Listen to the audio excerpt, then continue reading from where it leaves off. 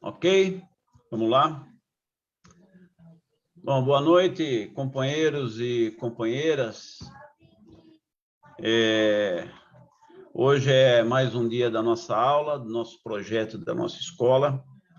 Hoje estaremos aqui com o companheiro e camarada João Batista Lemos, conhecido como Batista. Vai dar uma aula sobre o tema concepções sindicais, ou seja, os vários pontos de vista político e ideológico que existe hoje no movimento sindical.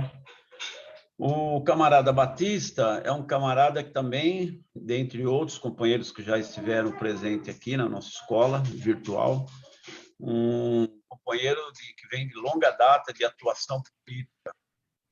Foi um quadro operário, metalúrgico, esteve presente nas greves, memoráveis greves de 80, em São Bernardo do Campo, era trabalhador da Volkswagen, foi das lideranças daquele período histórico importantíssimo do levante operário do Grande ABC, ali ao lado do Lula e outros grandes dirigentes, trabalhadores da categoria metalúrgica.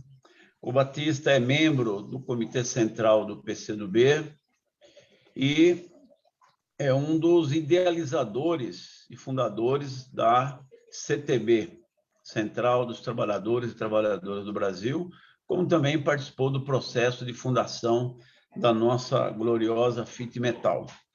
Batista, além de ter sido um quadro operário, foi também um quadro do movimento popular, né? É um dos líderes da ocupação do Centre-Ville, de Santo André, uma ocupação, um residencial construído por uma grande burguesia. Os padrões das casas ali tinham mais de 660 casas abandonadas, e fruto do trabalho nosso, do nosso partido de Santo André, eu participei desse processo também, tive a honra de participar na clandestinidade, e o Batista, no período desempregado, foi escolhido para liderar diretamente a ocupação, né? Além do Batista, nessa ocupação, que não é o motivo de hoje, só um relato histórico, outros camaradas assumiram importância e liderança, o Joaquim, Maria da Silva, Caleb, Adonis, em memória, e outros companheiros e companheiras, bravos guerreiros da nossa luta contra o regime militar. E essa ocupação do Centre-Ville, o Batista foi o primeiro presidente da Associação e Luta dos Moradores Centre-Ville, que hoje, inclusive, estão sendo entregues já documentos de propriedade, uma grande vitória do povo, uma grande vitória do PCdoB. Eu vou chamar, antes, Batista, o Marcelino. Marcelino está na sala? Marcelino? Não está. Não está. O nosso vice-presidente, o Aurino, está na sala? Aurino também não. Acho que você vai... O ideal é passar para o Batista. O Wallace está na sala? O que está acontecendo aqui nesse povo, velho? Ô, Toledo. Oi. Ô, Toledo. Wallace, vou te chamar, então, para fazer uma apresentação, uma saudação aí, em nome da FIT Metal, ok? O Wallace é nosso secretário-geral. Nós estamos com a figura aqui do Nivaldo Santana, aqui prestigiando o nosso debate. Seria bacana ele, que também sempre nos apoia, fazer uma saudação inicial para nós aqui. Ah, tá bom, ok. Então vai lá. Não sabia do Nivaldo, não. O Nivaldo está meio escondido aí. Ele botou uma máscara que ele está se protegendo aí do coronavírus. Então, tá Wallace, você, como sempre, se salva, né, Wallace? Então, boa noite. Vou chamar o camarada Nivaldo Santana, já foi nosso professor aí da nossa escola, para fazer uma breve saudação aí. Nós vamos passar a palavra para o Batista, ok? Nivaldo, por favor. Boa noite, Marcelo Toledo, que está coordenando os trabalhos. Boa noite, João Batista Lemos, que vai ensinar a gente o que é sindicalismo classista e como nos blindar contra o peleguismo, né, Batista?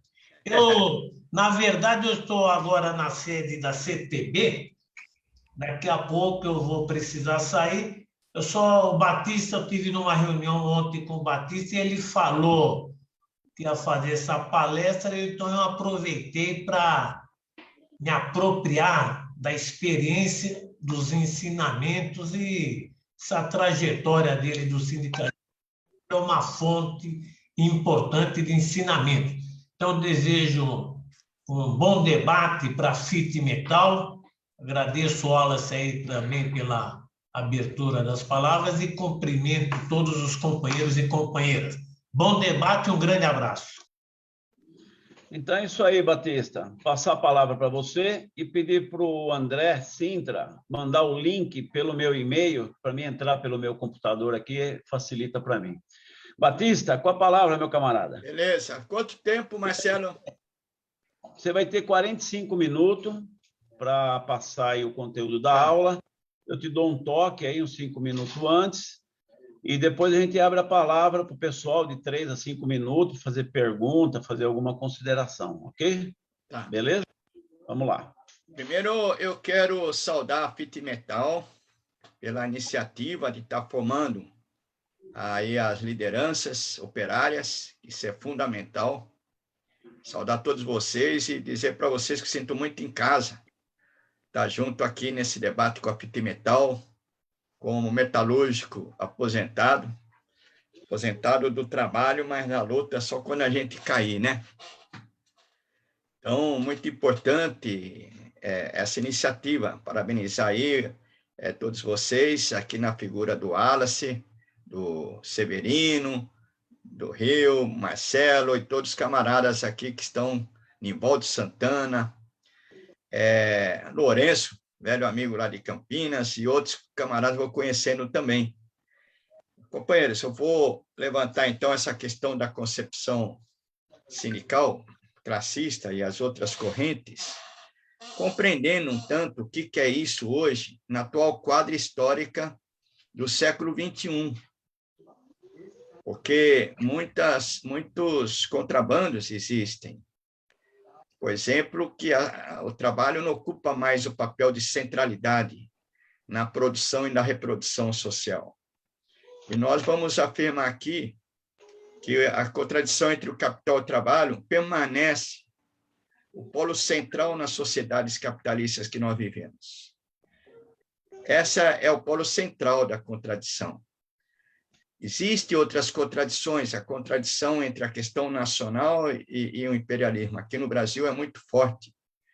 Por isso, a gente tem que entrelaçar essa luta de classe também com a luta nacional, pela soberania nacional. Existem as contradições interimperialistas. Existem também as contradições dos países imperialistas e dos países independentes, que estão construindo a sua própria riqueza, a sua própria sociedade, como a sociedade socialista.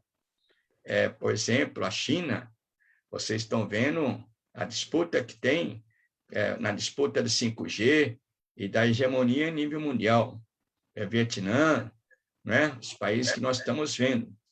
Então, mas a centralidade, o polo central da produção de riqueza nas sociedades capitalistas continua sendo a contradição capital e trabalho. Isso é importante a gente ter compreensão. O trabalho, camaradas, companheiros, amigos, é a base sobre a qual se assenta o conjunto da dinâmica e o conjunto da vida social das sociedades capitalistas. É aí que se assenta, é a base estrutural. Olhem só, se de um lado é uma potência, porque são os trabalhadores que produzem a riqueza, e cada vez mais, amigos e amigas, o trabalho é generalizado no mundo inteiro, nunca teve tanto trabalho para valorizar o capital. Há uma cortina, não, com o avanço da tecnologia, está reduzindo o trabalho vivo. Não, isso é incorreto. Mudou as formas da exploração do trabalho vivo, mas nunca se trabalhou tanto nesse Brasil e nesse mundo. Então, isso é importante a gente compreender. Mas, se é uma força extraordinária o trabalho e a classe trabalhadora, pois ela que produz a riqueza, nós vivemos numa verdadeira tragédia social. Pois a sociedade capitalista, os trabalhadores são relegados à mera força de trabalho, ou como eles gostam de dizer, meras mão de obra do trabalho. É isso que é o trabalho hoje relegado na sociedade capitalista. Não são seres sociais que precisam de todas as necessidades humanas, culturais, civilizatórias. Simplesmente é para trabalhar. São reduzidos à condição de mão de obra, de gente disponível e necessitados de trabalho, que depende da sua venda da força de trabalho para poder sobreviver. Então, os trabalhadores vivem no mundo da necessidade. E, nesse mundo da necessidade, existe também concorrência entre os próprios trabalhadores para poderem se manter, se realizar nessa sociedade capitalista. Sobretudo no Brasil, que nós vivemos uma ofensiva muito grande do capital contra o trabalho, através do neoliberalismo. Mas por quê? Se nós temos tanta força, se os trabalhadores é que produzem a riqueza, se vivem numa tragédia social? É porque o capital ele utiliza todas as formas de dominação da classe. E a questão central é o Estado. O Estado é a superestrutura. Se a partir do trabalho que se ergue toda a base que assenta no conjunto da dinâmica social, é o Estado que regula isso. E o Estado está a serviço para reproduzir os interesses e o valor do capital. Não existe Estado neutro no ponto de vista marxista de classe. O Estado sempre vai estar a favor de uma classe ou de outra. Na China, o Estado está a favor, todo organizado para defender o interesse do povo chinês, dos trabalhadores. Assim no Vietnã, assim em Cuba. E assim a gente vai avançando também em outros países, e se vai conquistando soberania nacional, como aqui na América Latina, na Venezuela, na Bolívia, que os trabalhadores lá são mais indígenas, são os trabalhadores da educação. Isso é fundamental. Por isso que essa questão é colocada para nós como uma questão central, porque o capital utiliza não só novas formas de exploração, mas também utiliza novas formas de dominação. Então, essa é a primeira parte que eu queria colocar para vocês. Isso nós vamos tratar aqui como enfrentar essa situação. Primeiro, a gente precisa entender que o trabalho não é somente a atividade concreta, singular, do setor metalúrgico, dos comerciários, do operário fabril em geral, do comércio, da construção civil, dos trabalhadores de trabalho aplicativo, de plataforma digital, servidores, mesmo os trabalhadores vendendo mercadorias. Olha só, esses trabalhadores ambulantes que vendem mercadorias, muito delas lícitas e muito delas ilícitas, mas são trabalhadores, porque eles estão levando o produto, a mercadoria produzido pelo na empresa para chegar no consumo. Então, tudo isso se constitui uma classe. Essa é a visão importante, então, que eu já vou colocar aqui, uma visão de classe. Porque o sindicalismo, por si só, ele representa um setor, mas a consciência de classe tem que desenvolver uma consciência onde os trabalhadores tomam consciência da sua exploração e quais são os caminhos de emancipar dessa exploração. Por isso que é importante, então, que a luta econômica e como a gente pode superar o corporativismo para a gente ter uma visão mais da classe. Aí sim, ela é poderosa. Aí sim, nós podemos enfrentar essa tragédia social que a classe trabalhadora está mergulhada.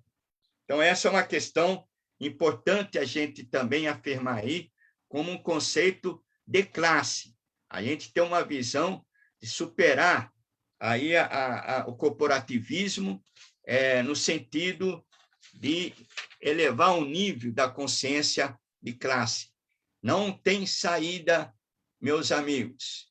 Os metalúrgicos, por mais fortes que sejam, os metalúrgicos que produzem os bens, esse computador aí eletroeletrônico é de categoria metalúrgica, que vocês estão trabalhando. Mas aí também tem os softwares, tem os microprocessadores, que foram produzidos em outros centros, que são engenheiros de mecatrônica, de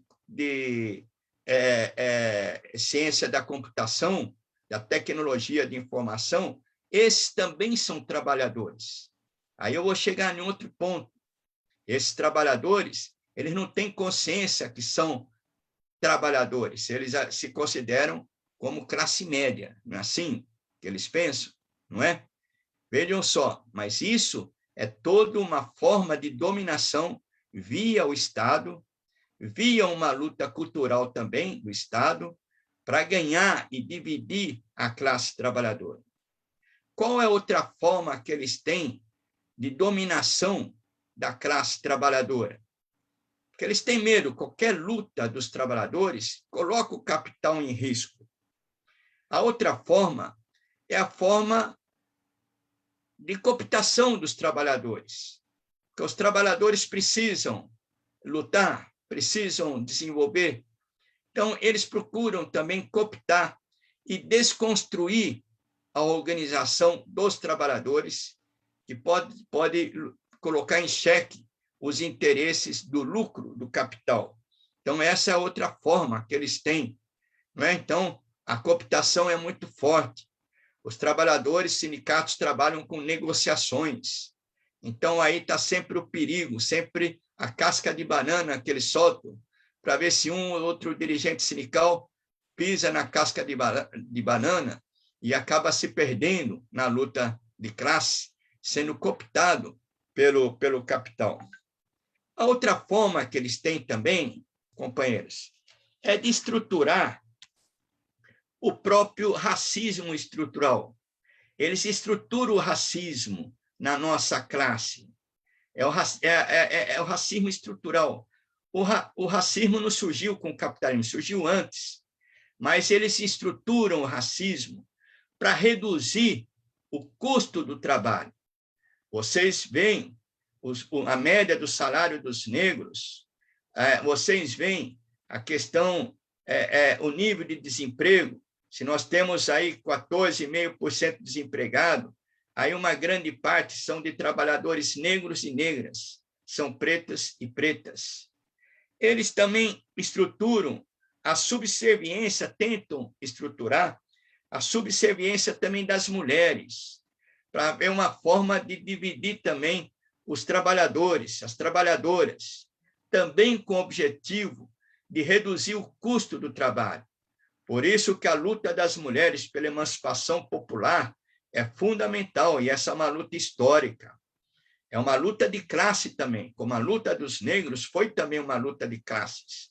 Mas isso é importante, porque a gente tem que dominar isso, porque isso é uma forma que eles tentam segmentar a luta dos trabalhadores.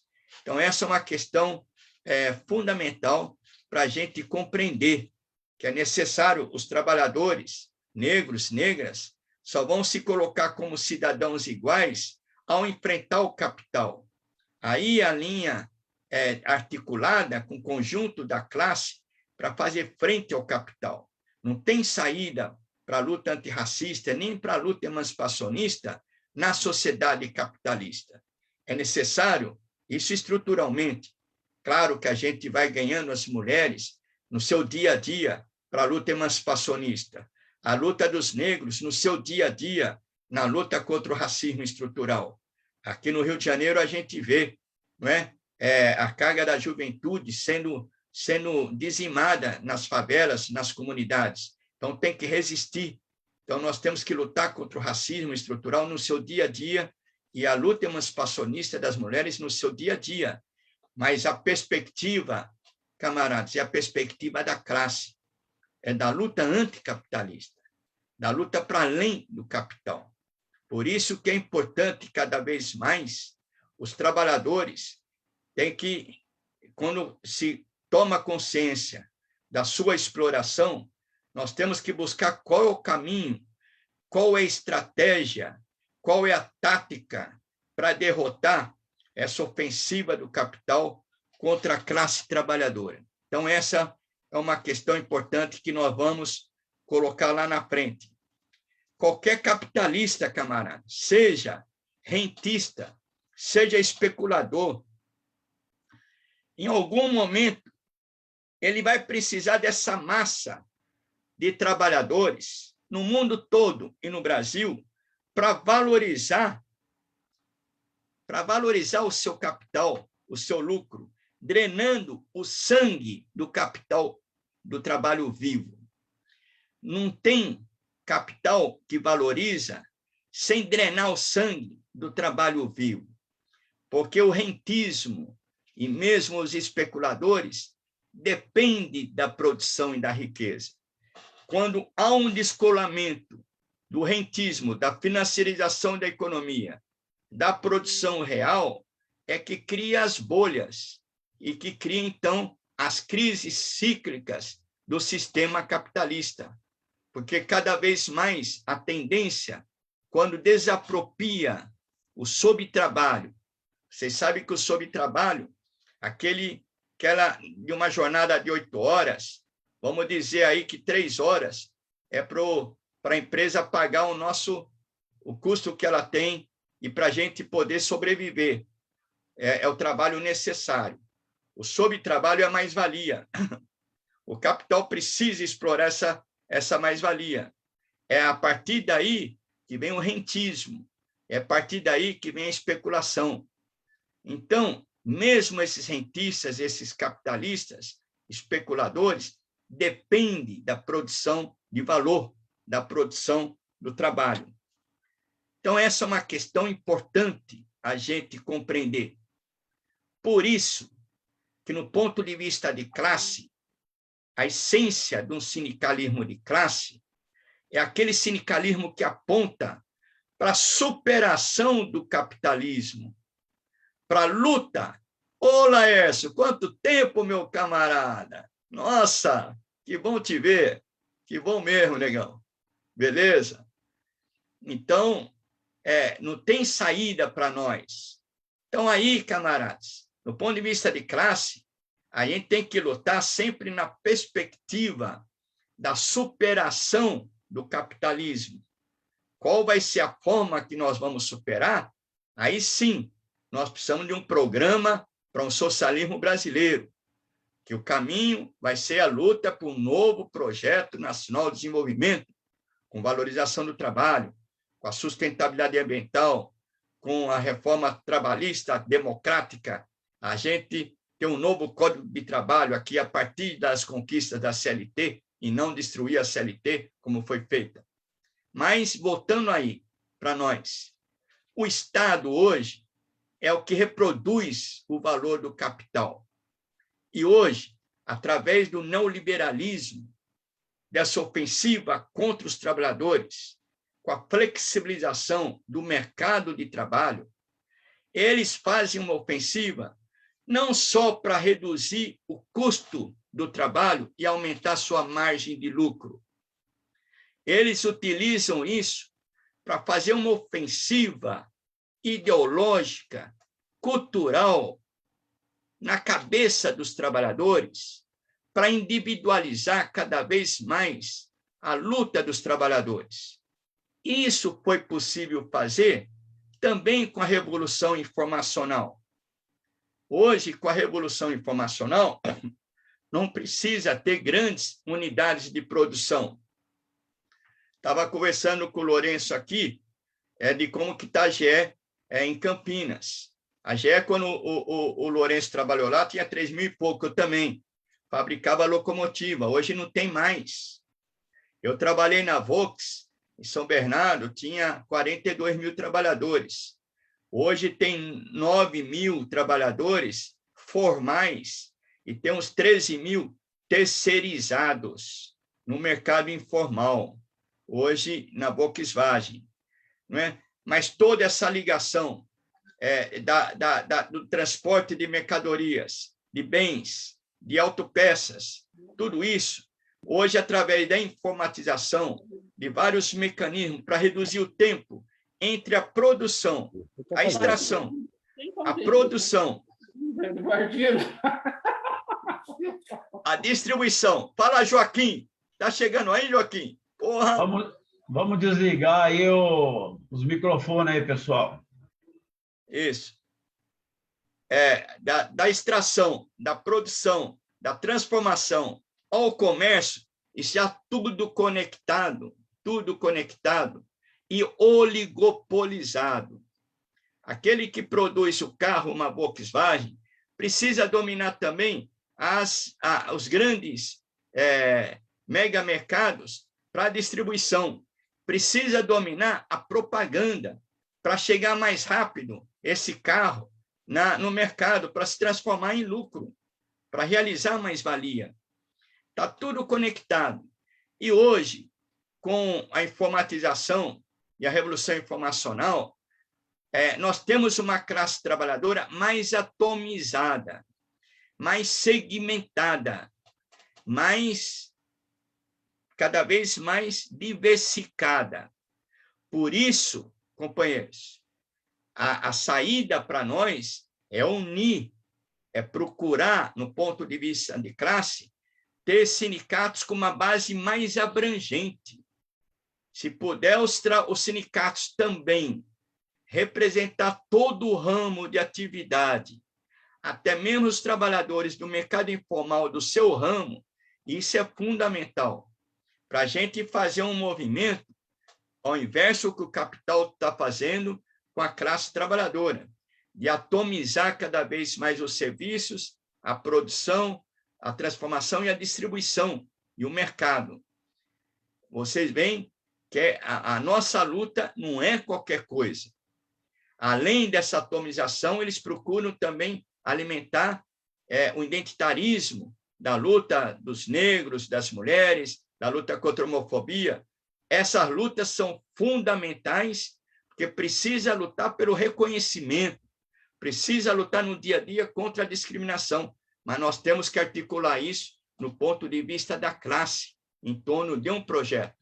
Então, hoje, sindicalismo classista, hoje, também necessita a gente relacionar todas essas lutas. Bom, mas tudo isso, meus camaradas, nós estamos numa situação, a classe operária, trabalhadora, uma situação de defensiva. No ponto de vista da luta pelo socialismo, nós estamos numa situação de defensiva estratégica. A derrocada da primeira experiência socialista no bloco leste europeu, com a derrubada do Muro Berlim, com a desintegração da União Soviética, a luta do movimento sindical no Brasil, que poderia se fortalecer mais no ponto de vista de classe, foi para uma linha que não de superar o capitalismo, mas de reformar, achar que é possível reformar o capitalismo. Essa é uma linha da social-democracia, hoje muito assim defendida pelo PT, né? Essa foi uma linha. Em nível internacional, a Federação Sindical Mundial ela foi fundada em Paris, em 1945. FSM era a central classista, é a central classista, que tem como horizonte a luta pelo socialismo. A outra central era a CIOLS, que defendia a reforma do capitalismo e, na Guerra Fria, defendia os Estados Unidos contra a União Soviética. Era a Guerra Fria. A CIOA surgiu para isso. E aí teve a CMT, a Confederação Mundial do Trabalho, que era ligada ao Vaticano. A CMT se uniu às CIOs e fundou a Confederação Internacional, a CSI, Confederação Sindical Internacional. E a FSM teve um prejuízo muito grande por causa da defensiva estratégica dessa derrota que nós tivemos aí nessa final da década de 80. Então, isso é importante registrar. E o mundo, nessa época, companheiros, companheiras, camaradas, ficou unipolar. Os Estados Unidos se tornou, com a desintegração da União Soviética, xerife do mundo. Hoje, a situação é outra. Então, em nível internacional, se a classe operária ainda se encontra numa defensiva estratégica, em nível internacional, na geopolítica, isso é importante, porque hoje a economia está bastante internacionalizada, está globalizada. Hoje, o mundo vai se construindo no mundo um contraponto ao neoliberalismo, com a China na frente. A China é um exemplo concreto que pode ter um Estado que é contraponto ao neoliberalismo. A China foi responsável de tirar 850 milhões do mapa da fome no mundo, enquanto no Brasil, com Bolsonaro, nós voltamos no mapa da fome. Então, isso é importante a gente compreender. Então, no seio do movimento operário, do movimento sindical, há lutas de correntes, há luta de ideias. Então, a gente pode trabalhar em 3 correntes principais. Uma é a corrente classista, representada aqui na CTB, pela CTB, em nível mundial pela FSM. Aí pode entrar uma outra central aí que está até filiada à FSM, aquela, como chama? Uma central ligada aí ao índio lá de Santos, eu esqueci o nome dessa central, entendeu? Mas é uma central que está junto com a gente na FSM. A outra linha é a linha de dentro, que acha que a luta tem que ser dentro do capitalismo, melhorando, tentando democratizar o capitalismo. Isso é intersindical. Intersindical, é isso aí, intersindical, muito bem. Que é a linha hoje defendida pela CUT, você vê. A CSI está afiliada à Força Sindical, à UGT e à CUT na CSI. Então, essa é uma linha aí social-democrata. Mas tem uma linha ainda mais prejudicada, mais direita mesmo, que é uma linha pró-capitalismo. Nós não podemos falar que a CUT ela não pode estar somando com a gente contra a exploração capitalista. Ela pode estar somando, sim. Dá para fazer unidade de ação. Mas tem uma linha que aí pode ser até uma linha que a gente pode fazer uma frente política com a Força Sindical ou com a UGT, mas esse pessoal é pró-capitalista. Esse pessoal não tem, reforça, inclusive, essa linha neoliberal. Hoje eles estão entrando em contradições, mas eles defendiam a flexibilização do mercado de trabalho, a desregulamentação, porque eles falavam que isso ia gerar empregos. E que nós estamos vendo que toda ofensiva da desregulamentação do mercado de trabalho, sobretudo com Temer, da terceirização nas atividades fins, e tudo isso está levando ao desemprego. E não só ao desemprego estrutural também pelas inovações tecnológicas.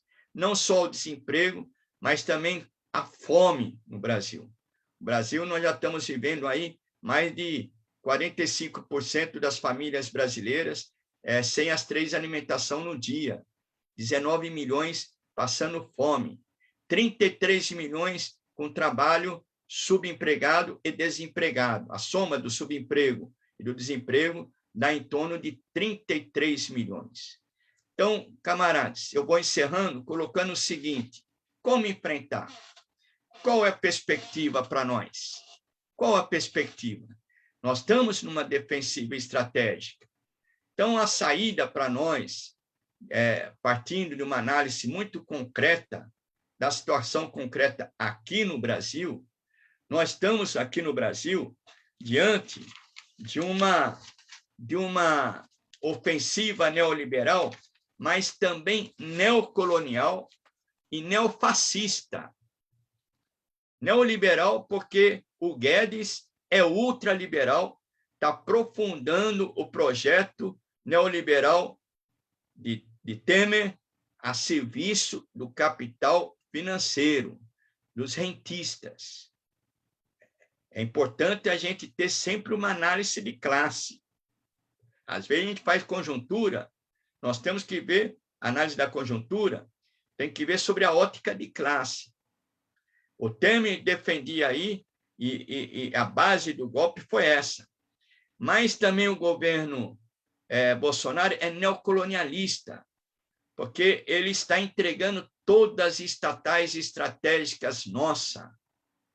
Ele está entregando terras importantes, até mesmo da Amazônia, através do desmatamento, das terras demarcadas pelos indígenas, fazendo um verdadeiro genocídio dos povos do Ribeirinha, dos povos indígenas, além dos povos negros e negras nas favelas, e, além do mais, camaradas, com essa pandemia que agravou, a pandemia, ela agravou as contradições sociais no Brasil. Ela não foi a causa, mas ela colocou assim para fora as chagas do sistema capitalista neoliberal. Então, hoje, nós estamos com chegando a 600 mil vidas perdidas no Brasil todo. Então, qual é a saída para nós? Ora, se a gente vê que o capital tem uma estratégia de dominação da classe trabalhadora, tem uma estratégia de explorar ao máximo a classe, através da flexibilização, da desregulamentação do mercado de trabalho, utiliza tudo isso para reduzir cada vez mais o custo de trabalho. Mas ele procura também fazer uma ofensiva cultural, ideológica, para individualizar os trabalhadores. E individualizar também via PJs, via a pejotização, também, camaradas, via o teletrabalho. O capital também, ele desapropriou o tempo livre nosso. A linha entre o sobretrabalho, que é a mais-valia, sobretrabalho, e o tempo livre, essa linha está muito tênue, porque hoje existe cerca de 22 milhões de trabalhadores que trabalham com teletrabalho, trabalho em casa, é o trabalho doméstico. Vejam só, então essa é uma linha muito tênue. E a linha tênue também entre o trabalho produtivo e o trabalho improdutivo, porque hoje, cerca de 70% do mercado de trabalho no Brasil hoje é ligado ao setor de serviços. Mas o setor de serviços depende da produção de bens. Não tem como, porque os serviços dependem das produções produzidas nas indústrias, nos setores de produção. Até mesmo depende, por exemplo, de um computador, não é? A inteligência artificial depende também de um software. Toda tecnologia, por mais avançada que seja, mais sofisticada, é produzida pelo trabalho vivo, importante. Tem um trabalho imaterial e tem um trabalho vivo, mas cada vez mais é necessário a gente compreender essa questão. Então, a saída para um sindicalismo de classe também é um sindicalismo, primeiro, unitário, porque nós temos que unir toda essa classe. Aí a importância, camaradas, de unir desde o trabalho no local de trabalho, que é fundamental, continua sendo, porque quando voltar a retomada do desenvolvimento econômico e a gente sair da defensiva, o sindicalismo forte é o sindicalismo que vai estar organizado dentro da fábrica. Vocês, todo mundo sabe, aonde tem uma eleição sindical, que a gente tem um trabalho mais organizado dentro da fábrica, a gente ganha lá a eleição sindical. Onde tem uma greve, onde está organizado dentro da fábrica, a gente para a empresa com mais facilidade. Então, essa é uma questão ainda fundamental para nós. Mas é necessário, camaradas, a gente ter uma visão que os trabalhadores têm que tomar uma consciência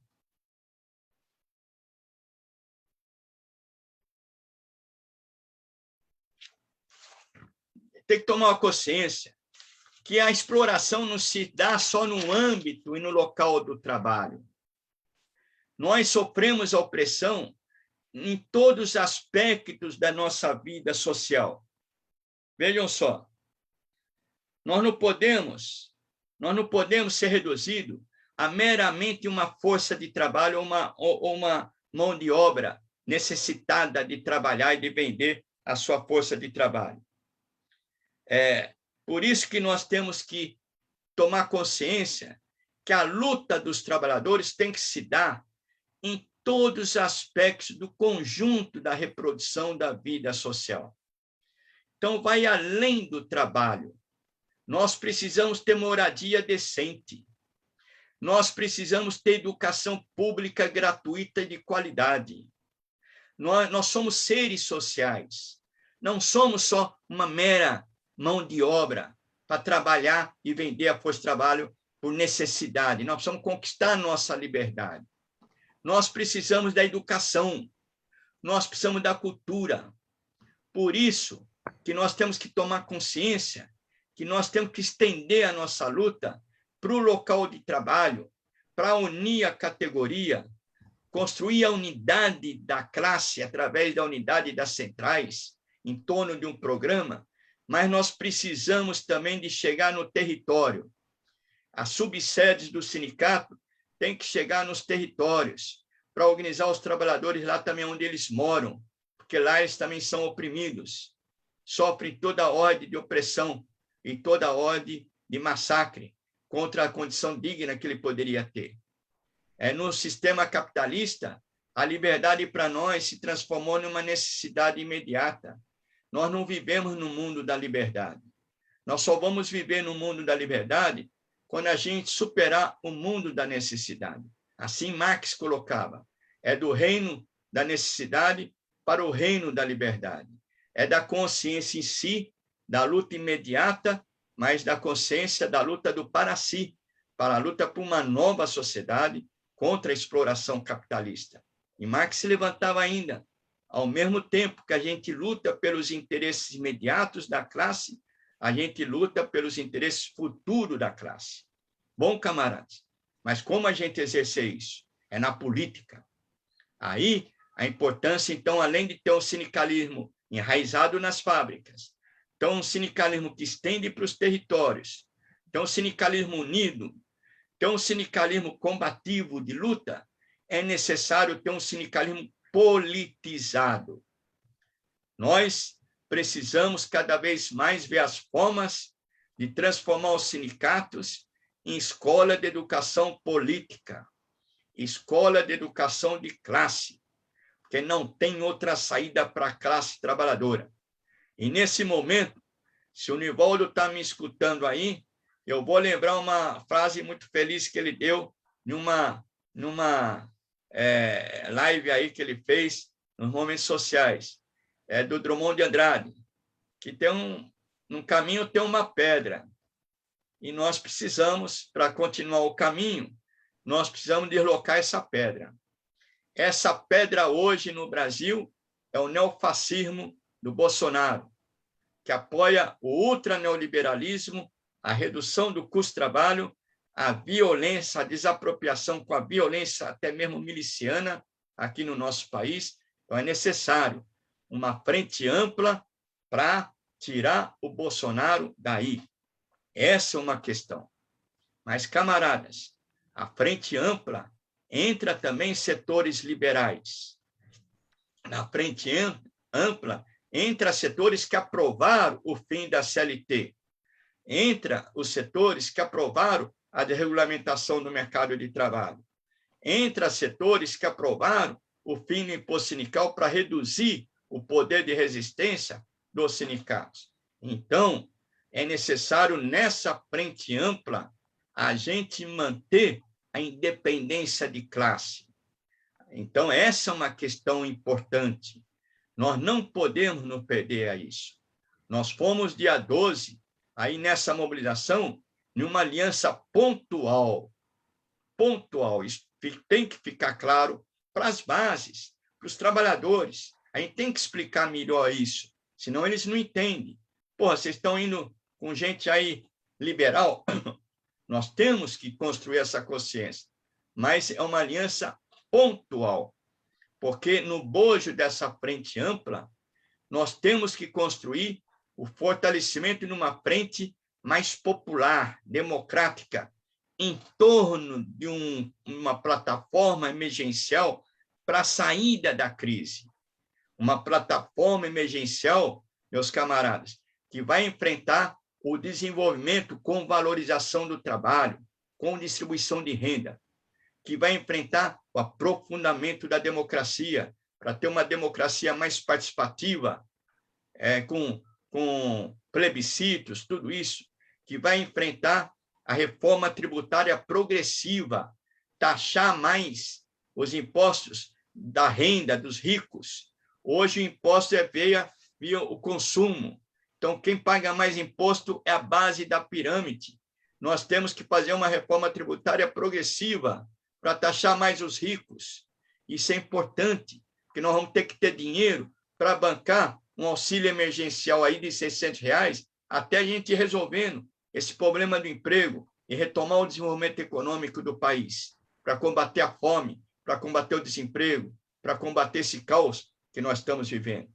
Então, nós vamos ter que ter uma plataforma emergencial que leve em conta a questão da segurança no sentido de trabalhar muito mais a inteligência, o trabalho preventivo, para evitar isso que acontece nos bairros de periferia, com desmando das polícias militares, com a morte dos negros, das negras. Então, é preciso também uma mudança na segurança pública. Então, nós temos que aprofundar isso, porque é isso, camaradas, é que vai criar as condições para a gente lutar pelo socialismo. Essa que é a questão principal. O socialismo ele vai ser colocado para nós com o protagonismo da classe trabalhadora. Nós precisamos conquistar isso. É uma questão de classe. A classe, pela situação que ela está colocada, como eu falei para vocês, que ela é que produz a riqueza, mas, ao mesmo tempo, nós vivemos uma tragédia social, porque nós somos mero mão de obra, mera força de trabalho, não somos seres sociais considerados no sistema capitalista ainda mais neoliberal. Nós temos que ganhar essa classe para ocupar o papel protagonista. Por isso, a necessidade de um sindicalismo de classe. Por isso que essa burguesia, essa elite trabalha para cooptar setores do movimento sindical. Por isso que dentro os empresários também, nas suas categorias, buscam cooptar dirigentes sindicais aí para dar favores, fazer favores e tirarem do rumo da luta de classe. Então, nós temos que fazer ao contrário. O nosso sindicalismo de classe tem que ser cada vez mais, além da luta imediata, de defender os direitos do povo, dos trabalhadores, o emprego, o salário, tudo isso, tem que também avançar na luta política. Nós temos que eleger mais deputados, deputadas para o Congresso, para as câmaras de vereadores, eleger prefeitos, ocupar posição, construir uma nova maioria. Mas isso deve ser um meio e não um fim. Deve ser um meio para conquistar uma maioria política, para construir uma contra-hegemonia no país, contra-hegemonia das ideias dominantes do neoliberalismo, da individualização, de tudo isso que eles estão, da meritocracia, tudo isso. Eles trabalham muito isso. Vocês veem a Rede Globo sempre coloca na meritocracia. É um negro que ficou rico, é uma trans que ficou rica, é não sei o quê, nunca coloca na questão de um projeto nacional, de um projeto coletivo. A gente tem que desenvolver mais a consciência coletiva. A saída é coletiva, a saída é de classe. Então, eu vou fechando por aqui, abrindo aí para a gente debater a importância que tem o sindicalismo, desenvolver um sindicalismo de classe e transformar cada vez mais os sindicatos em escolas de educação política e de classe, como vocês estão fazendo aqui, esse debate aqui maravilhoso, que é importante para a gente conseguir salvar o Brasil.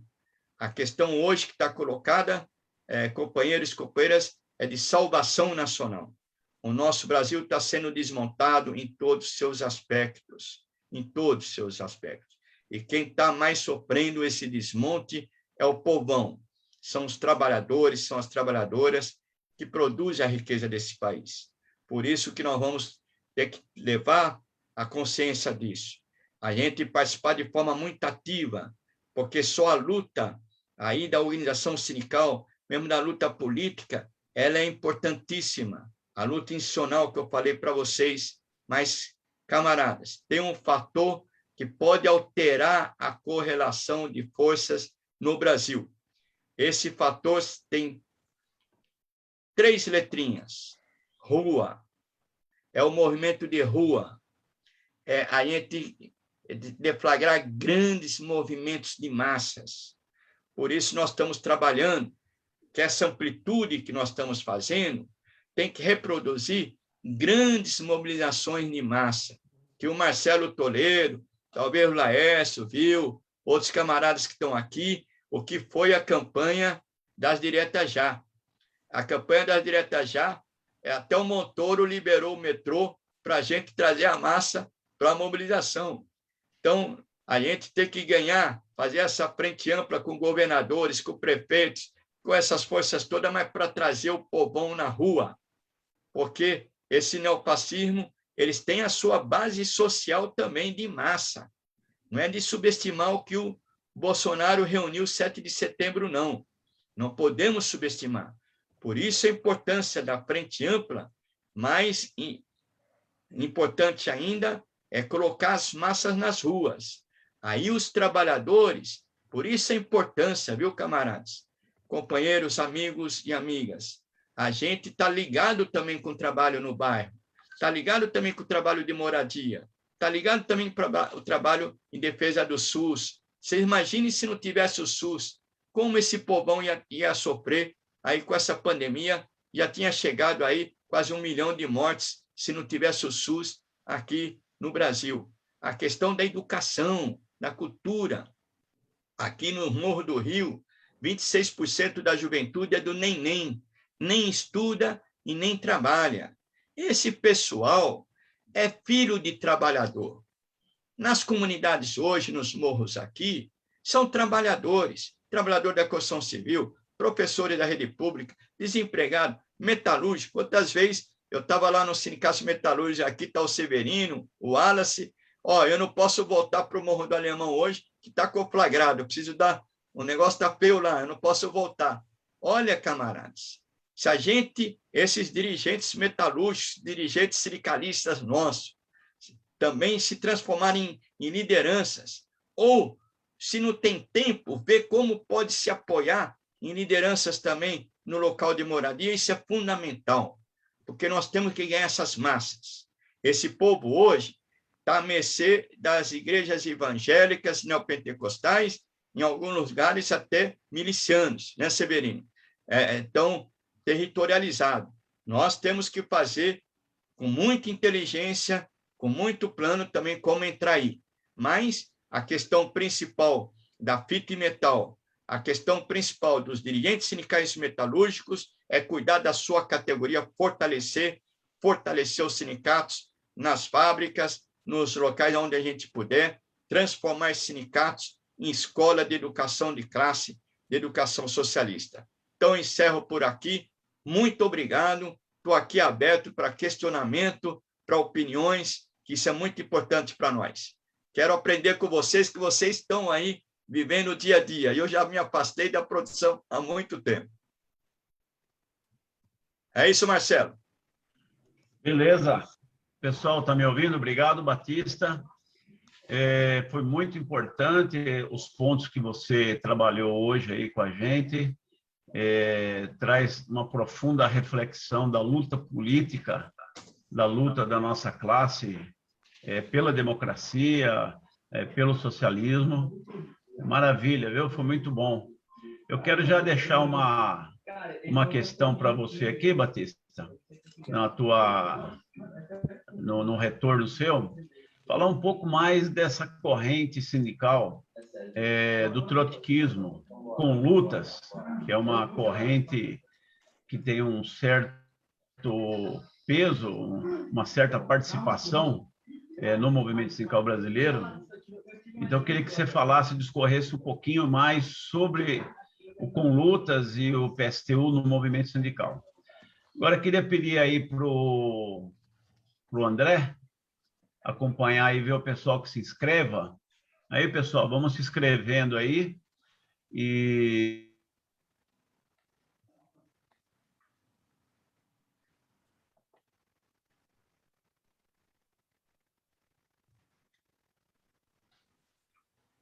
Congelou o Toledo? Congelou o Toledo. Vocês me escutaram? Escutamos. Escutamos, Marcelo. Então tá bom. É que ficou meio mudo aí, ficou meio... Eu já anotei a sua questão aí. Beleza. O finzinho da sua fala ficou congelado. Não, enfim, o que eu falei foi justamente para o pessoal se inscrever para participar do debate, da reflexão com pergunta ou oposição, ok? Tá bom. Aqui o pessoal pode se inscrever pelo chat, né? Deixando lá o nome, apertando aí esse botão do levantar a mão. Em inglês está raise hand. Eu tenho uma provocação aqui, Batista. Do Paulo Caires, viu? Nosso companheiro Paulo Caires. Ele escreveu assim, ele está acompanhando pela página da Fit Metal no Facebook. Certo. Ele colocou: boa noite, companheiros, estamos juntos. Mas ele em ato com MBL e tô fora. Racistas, homofóbicos, misóginos.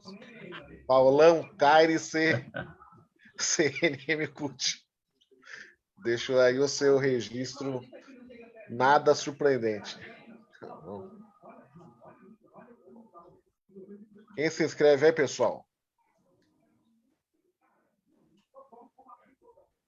Nós estamos aí com 57 participantes aqui direto, viu? 56 agora.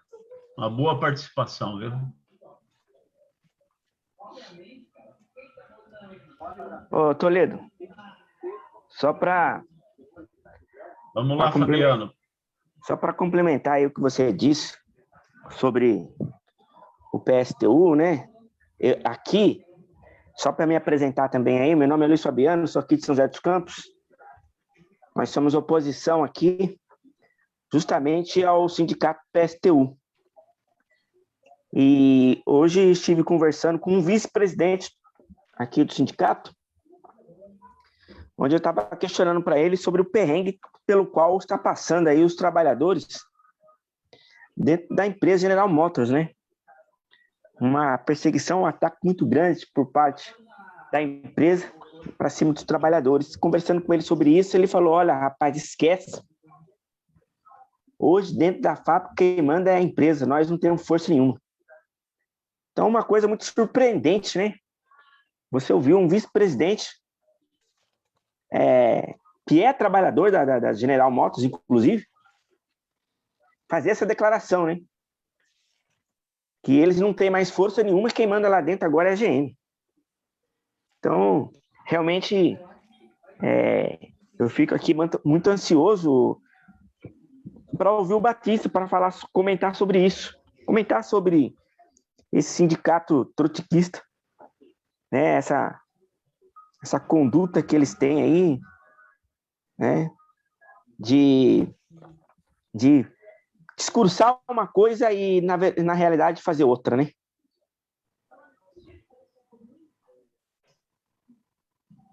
Valeu, Luiz Fabiano. O próximo é o Robson Reis. Robson, camarada da GM, São Caetano do Sul. Estou aqui da GM, aqui, colega do Marcelo Toledo, e é só uma reflexão, né, professor João Batista? O senhor falou da necessidade de a gente atrelar o sindicato com a política, e a gente vê que isso daí é mais uma trincheira que tem que ser vencida, porque a gente tem que ocupar os espaços nesse campo, e justamente no momento em que as pessoas estão bem desacreditadas da política, né? Eu vejo nos grupos aqui que as pessoas não têm nem interesse de ver os parlamentares que estão na luta aí, né, com os trabalhadores, que nem o Orlando Silva, que uma certa vez foi numa reunião da CTB lá, na sede lá de São Caetano com nós, e uma vez também, numa reunião também com o presidente da CTB, falou dessa necessidade, né, da gente atrelar os sindicatos, os movimentos sindicais com o meio político, porque é lá onde que são,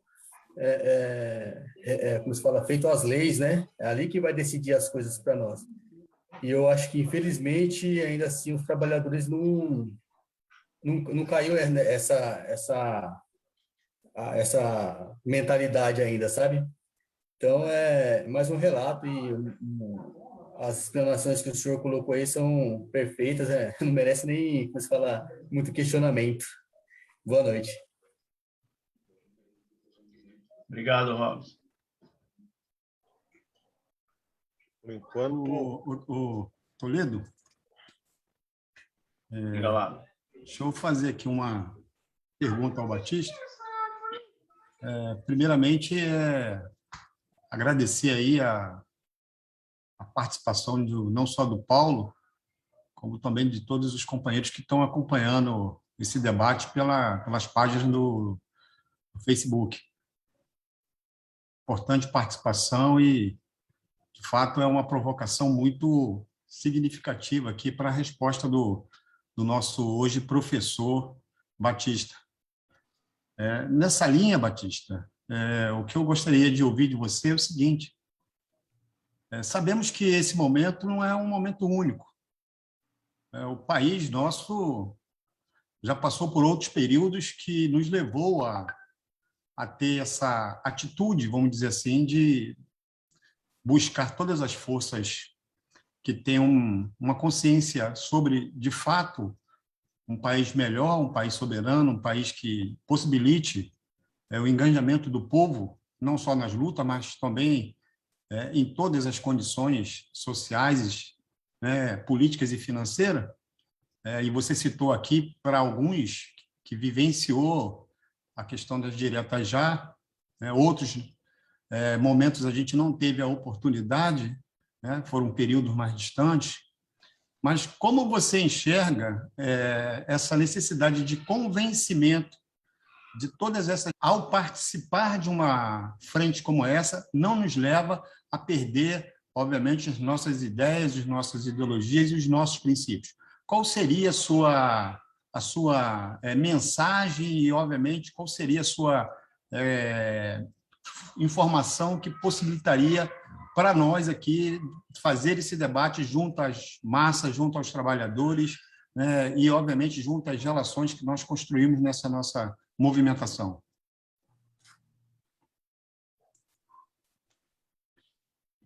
Tem um companheiro aqui na página da Fit Metal no Facebook que deixou uma mensagem em algum momento da fala do Batista, que eu não peguei qual foi. Ele diz: resistência, organização, planejamento. Boa noite. Ele fez uma síntese aqui um pouco digamos assim, de tarefas aí do sindicalismo classista. Mas, ô Batista, eu queria te fazer uma pergunta também. Já se passaram, assim, muitas décadas, desde a morte do Vargas. Hoje a gente faz um balanço mais tranquilo, desapaixonado do que foi aquela contribuição do Vargas para os trabalhadores e para o movimento sindical, né? o que ajudou, o que virou um contratempo, o que podia ter sido mais aperfeiçoado. Tivemos aí o governo do João Goulart também, né, que tentou fazer um movimento de grande abertura aos sindicatos, tentar ouvir muita pauta dos trabalhadores. O período da Constituição foi muito rico, né, em debates e avanços de conquistas, mas nós ainda estamos um pouco assim, apesar do PT ter saído do governo há 5 anos, nós ainda temos uma visão um pouco entre deslumbrada, às vezes, né? Um pouco assim, a crítica em relação ao que foi esse período de governo aí do Lula e da Dilma, que de fato possibilitou muitos avanços, legalizou as centrais, o salário mínimo foi valorizado. Você pega as domésticas, né, por exemplo, legalizou. Você tem um monte de. Agora, ao mesmo tempo, de um verdadeiro, assim, não tem uma palavra melhor aqui, mas uma tentativa sutil de cooptação do movimento sindical, né? Você pega o primeiro ministro do Trabalho que o Lula nomeou, foi o presidente da CUT, né? Assim, o PT tinha, sei lá, acho que uns 800 quadros para indicar. O cara indicou justo o presidente da CUT para fazer as negociações com a CUT, contra as centrais, tudo. E, na verdade, assim, em vários momentos ali de tensão, parece que o movimento sindical não conseguiu, né, efetivar uma oposição mais rigorosa, mais tradicional. Eu queria que você comentasse um pouco um balanço do período Lula e Dilma na ótica do movimento sindical. Acertos e não, isso é um tema para um seminário, né? Mas dá uma pincelada aí um pouco nessa questão.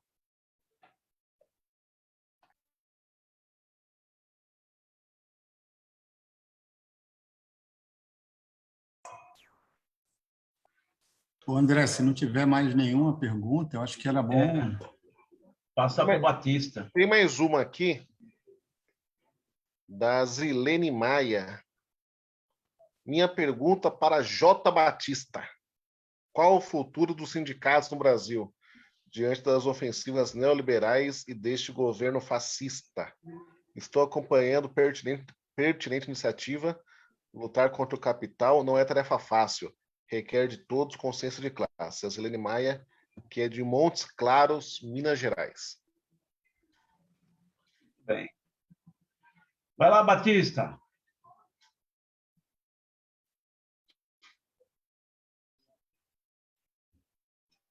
Você tá mudo, Batista. Liga teu som aí, velho.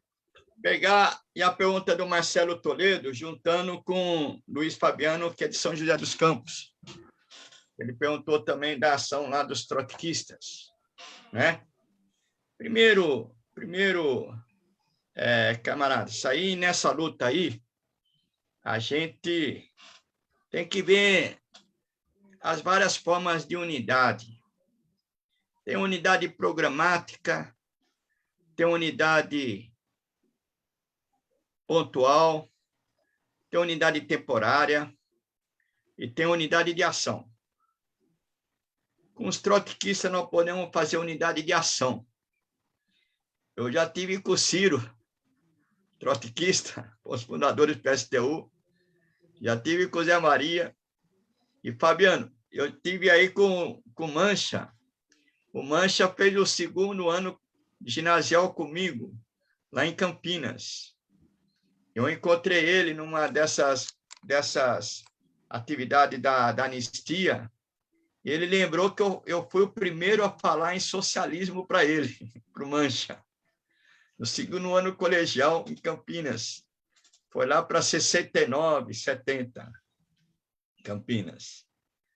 Ele sempre lembra isso.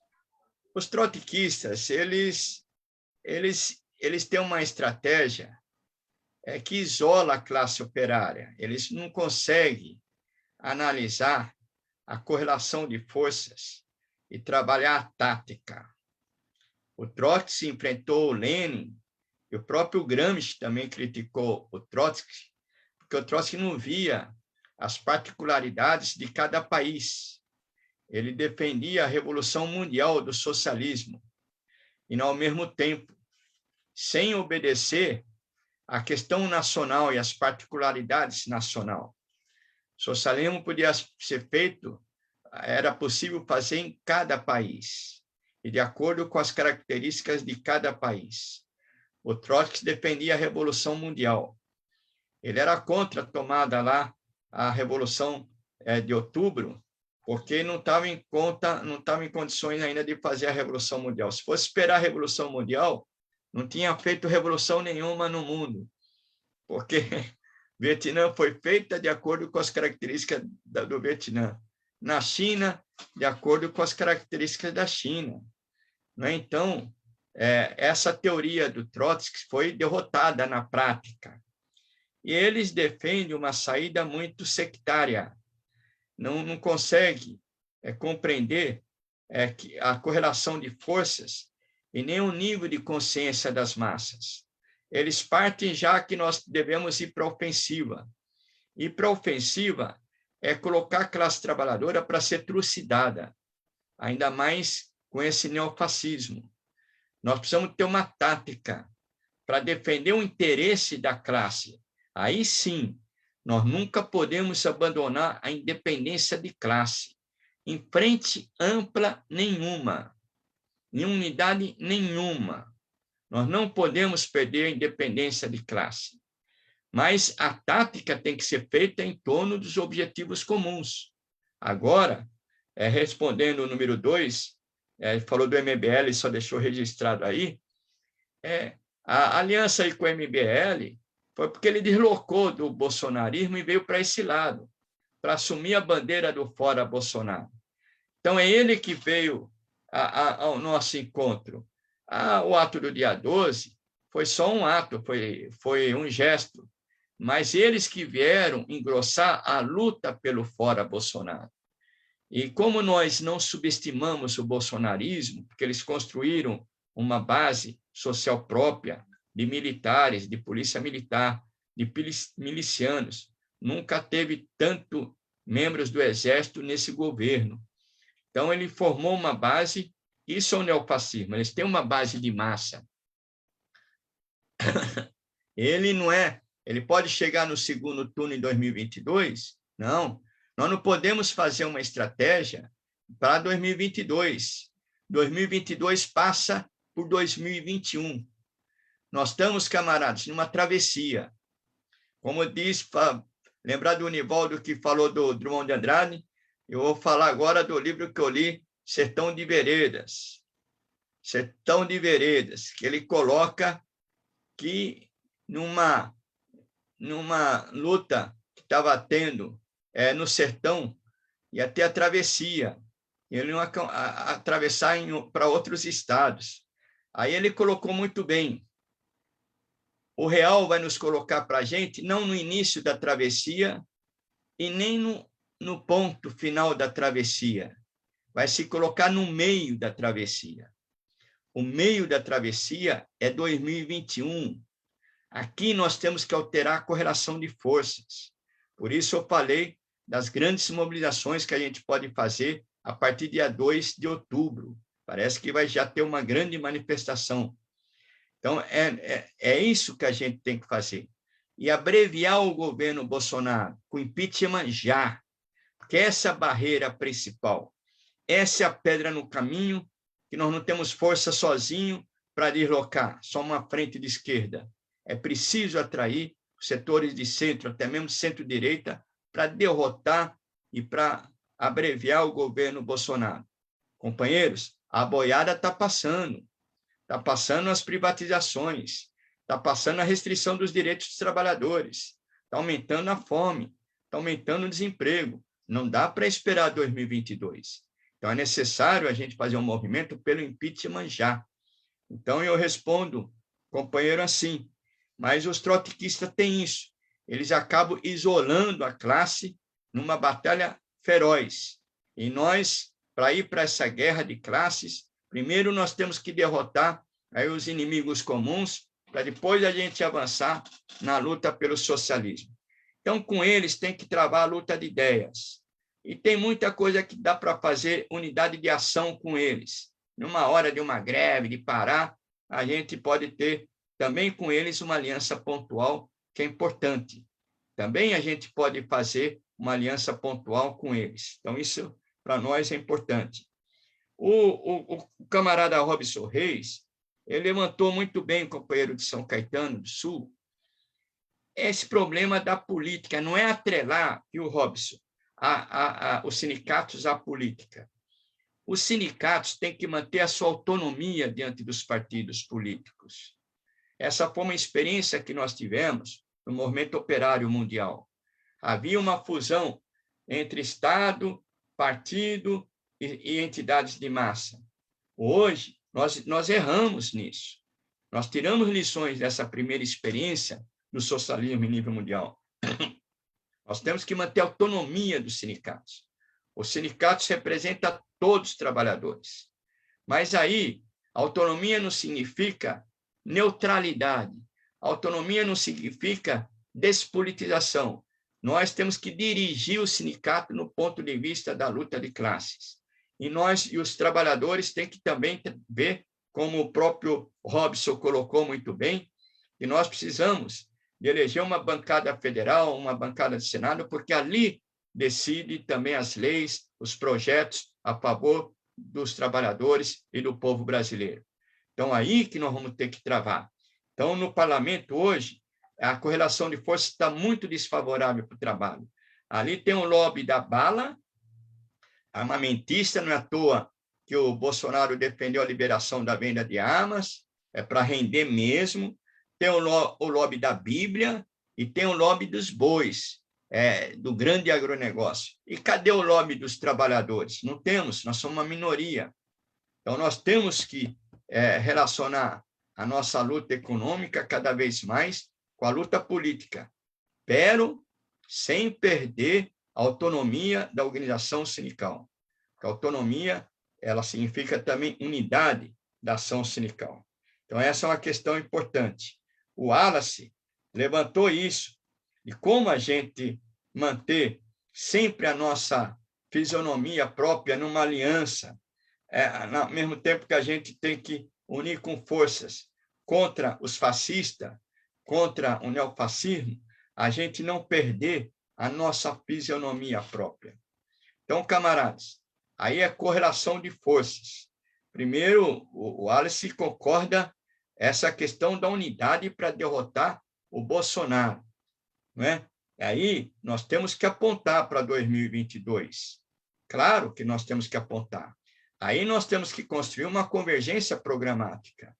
O fato de o Lula estar em primeiro lugar em todas as pesquisas, isso é ruim para nós? De jeito nenhum, camaradas. Isso é uma chama de esperança. Porque o Lula, com tudo isso que o André falou, a lei da empregada doméstica, o maior salário mínimo, foi o maior contrato nacional de trabalho que foi feito no Brasil, foi a questão do salário mínimo. A Bolsa Família, cisterna, isso foi importante, é a memória desse povão. Então, a gente tem que discutir com Lula em torno de uma convergência programática, para não repetir o mesmo erro que foi cometido, aí eu vou entrar, que o André perguntou depois. Então, isso é importante para a gente tirar lições dessa experiência do governo Lula. Tem uma questão central que o André resgatou bem, que é essa história do Brasil. Camaradas, companheiros, toda vez que o Brasil tenta construir um projeto mais soberano, há uma interferência do imperialismo estadunidense. Então, essa é outra questão.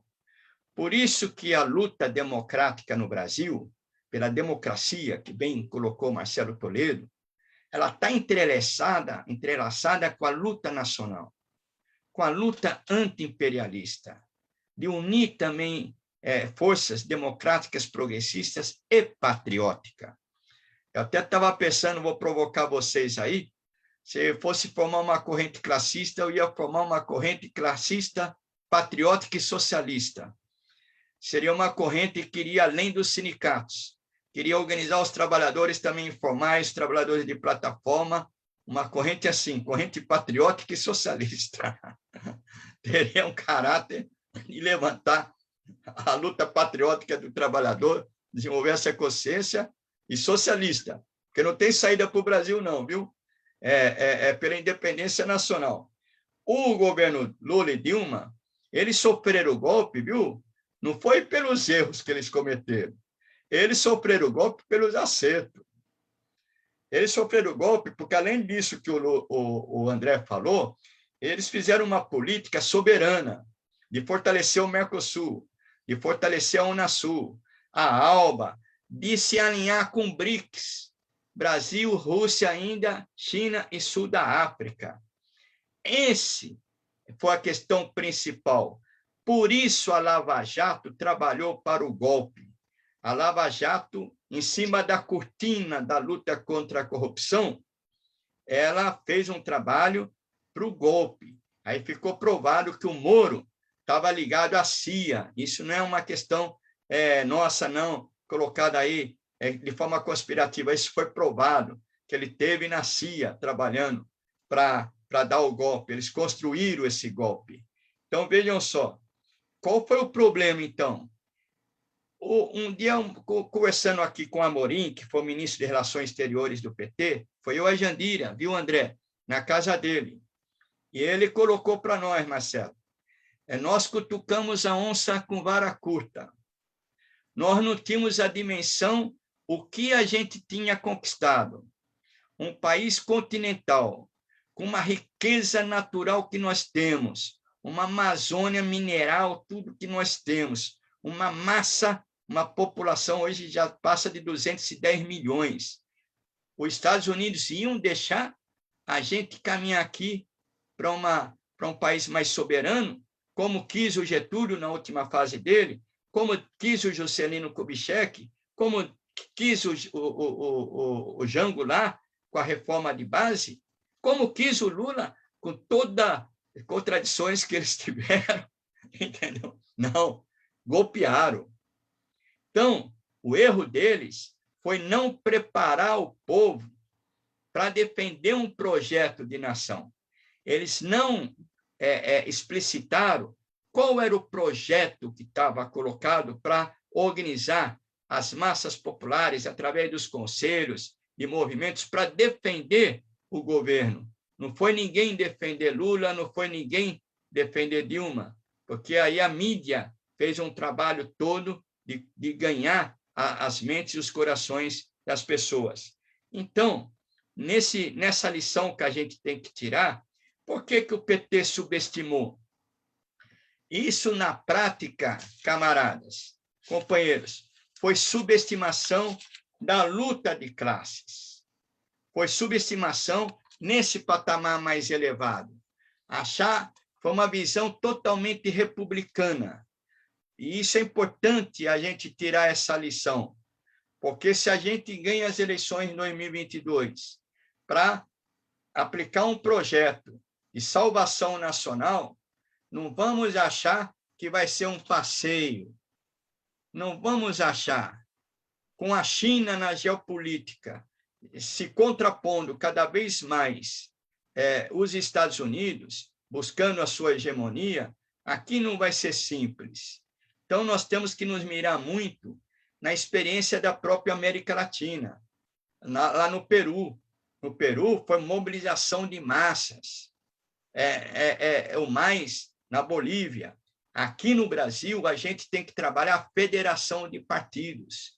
Se passar a federação de partidos, abre uma condição para os comunistas do PCdoB, que na Fitimetal pode ter outros companheiros que não são do PCdoB, mas estou colocando de forma muito franca, até para eles estar junto com a gente, defender a federação.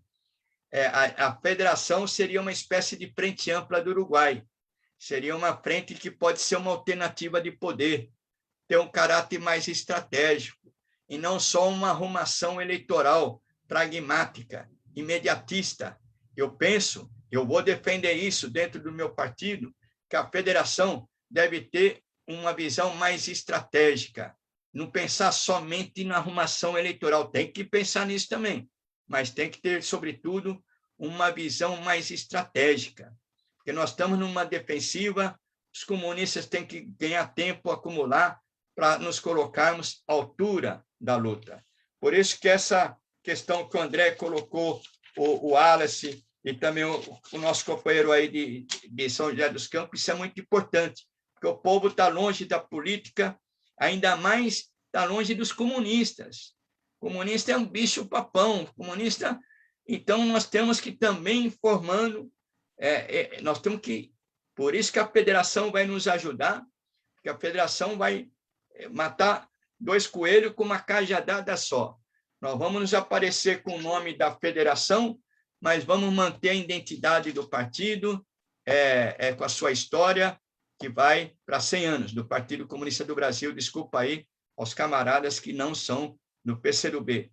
Então, camaradas, eu encerro aqui colocando o seguinte: partindo da contradição entre capital e trabalho, não podemos aceitar mais sermos meramente reduzidos à força de trabalho ou mão de obra qualquer.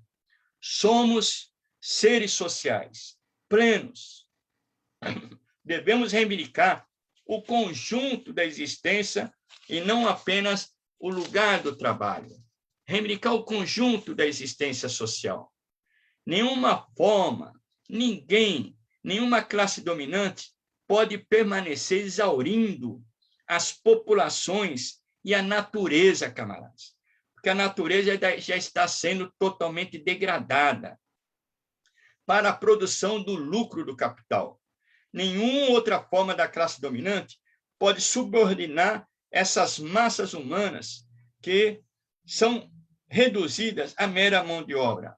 Por isso, viu, Marcelo e companheiros, vamos defender com muita força o grande enunciado do Marx: trabalhadores de todo mundo univos contra o capital e contra toda forma do capital.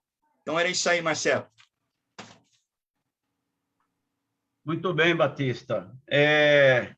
Tem aí a pergunta uma provocação do Paulo Caires, né, que é o presidente da CNM. Talvez ele tenha esquecido aí de tratar o assunto, mas eu queria lembrar aqui, vou entrar nessa polêmica aí também, saiu aqui no Valor: PT e PSOL buscam centro e direita para atos. Né? Saiu aqui no Valor, até faz uma brincadeira, né? Agora pode, né? Porque é exatamente isso, né? Não tem na história da luta política no mundo, a luta pelo socialismo, aonde o estreitismo, o esquerdismo saiu vitorioso, né? A estreiteza na política e não compreender o inimigo principal em determinado momento acaba ajudando o próprio inimigo. Então, eu fui no ato aqui do MBL, na Paulista,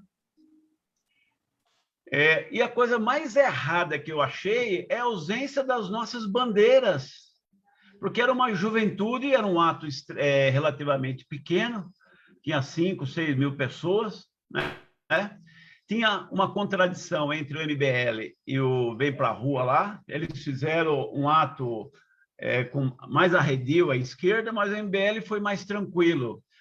E uma juventude enorme. Então, eu acho que a nossa política de participar foi correta, mas, ao mesmo tempo, não se deu a devida atenção de participar de fato. Levar as bandeiras nossas, né? Bandeira vermelha, que fosse o martelo, porque eles não estavam arredio quem estava participando, olha só. Então, obviamente, os companheiros do PT, do PSOL e de outras organizações acabam tendo uma concepção de pôr de lado essas forças políticas que hoje levantou o brado em defesa da democracia e fora Bolsonaro. E fora Bolsonaro, né? Então, está aí. Quer dizer, e agora, obviamente, tem que chamá-los para o dia 2 de outubro, né? Porque a única força que traz, historicamente, uma concepção mais equilibrada e científica da luta de classes, eu falo sem medo de errar, são, de fato, os comunistas, porque temos uma carga de história de vários países que tomamos o poder político, uns foram derrotados, mas hoje temos Cuba, temos Vietnã, temos Coreia do Norte, temos China, temos a experiência da União Soviética extremamente positiva, não é? Que traz lições, e temos uma arma fundamental que é a essência do nosso projeto de estudo teórico e político da fita mental, que é o estudo do marxismo-leninismo. Nós aqui, Batista, você sabe disso, tomamos uma decisão no segundo congresso. Nós vamos estudar o marxismo-leninismo nos sindicatos. Se essa é a ciência social mais avançada que tem hoje, por que os operários organizados nos seus sindicatos não podem estudá-la e pôr em prática? Por que o marxismo-leninismo é somente uma concepção de partidos políticos? Então, nós estamos rompendo essa visão, obviamente, tomando cuidado de não criar esse vínculo orgânico entre partido e sindicato, e você colocou muito bem essa questão, mas a teoria científica do socialismo tem que ser estudada pela classe trabalhadora, tem que ser estudada, e esse é o esforço que nós estamos fazendo aqui com esse processo de aulas aqui. Parabéns, camarada Batista, foi muito bom, e tem mais gente, eu tenho mais uma pergunta aí, André, você lê aí? Muito bem, Marcelo. Aí só falo mais só 5 minutos e a gente encerra, né? Isso, calma aí, velho. Aqui não é cala a boca Batista, não. Aqui é fala Batista. Pra casa, Batista. O Joaquim Amorim, velho de guerra. Olha, o Joaquim Amorim podia abrir a palavra, né? Meu amigão, cara. Porra. Abre aí o áudio, Amorim. Tem uma pergunta do Cícero também aí, se eu não estou enganado. Show.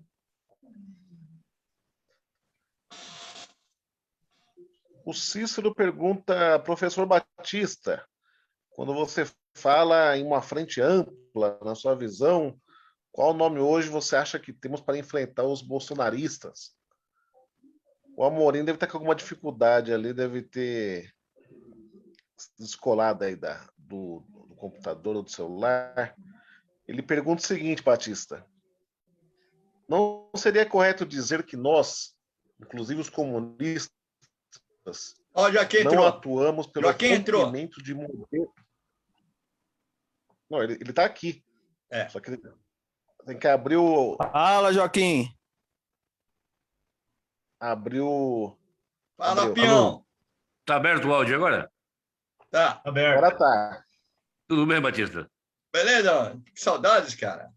Eu também, cara. O Joaquim era o nosso prefeito lá, nosso engenheiro lá da ocupação do Centreveiro, ele que era o nosso arquiteto ali. Eu sou um dos poucos que posso dizer nesse time que eu sou cria do Batista. Verdade. Então, o Joaquim era do movimento MST, então? Não, eu fui recrutado pelo Batista para entrar no PCdoB em setembro de 1979. Faz tempo, hein? Faz tempo. Eu e o Marcelo entramos no partido no mesmo semestre, no mesmo ano. É uma longa história a contar.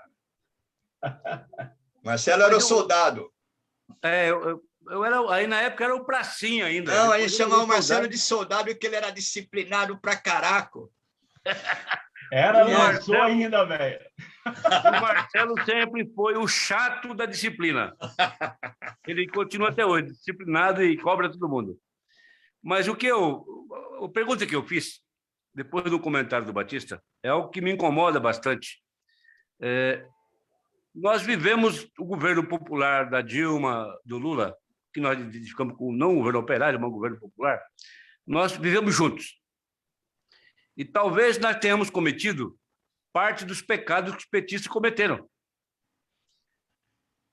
talvez nós, enquanto comunistas, com a visão um pouco mais tática da história, nós temos cobrado pouco medidas no sentido de fazer o governo avançar no sentido do movimento sindical, o movimento popular.